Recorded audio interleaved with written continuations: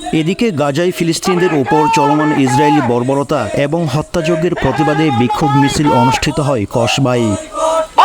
সোমবার ৮/৪/২০২৫ কসবা উপজেলা সাংবাদিক ফোরামের উদ্যোগে এ বিক্ষোভ মিছিল ও প্রতিবাদ কর্মসূচি পালিত হয়। বিক্ষোভ মিছিলটি কসবা প্রেস ক্লাব প্রাঙ্গণ থেকে শুরু হয়ে প্রধান সড়ক প্রদক্ষিণ করে। এতে অংশ নেন কসবা উপজেলা সাংবাদিক ফোরামের সভাপতি সবুজ খান জয়, সাধারণ সম্পাদক আশরাফ উজ্জ্বল সহ সভাপতি নাসির মিয়া এবং ফোরামের অন্যান্য সদস্যরা।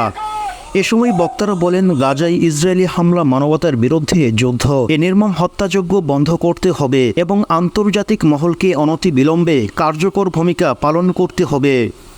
এ সময় তারা গাজার নিরীহ জনগণের পাশে দাঁড়াতে বিশ্ব সম্প্রদায়ের প্রতি আহ্বান জানান এবং বাংলাদেশ সরকারের পক্ষ থেকে প্রতিবাদ জানানোর দাবিও জানান তারা। বিক্ষোভ মিছিলে আরও উপস্থিত ছিলেন ফোরামের যুগ্ম সম্পাদক, সাংগঠনিক সম্পাদক সহ সকল সদস্যবৃন্দ।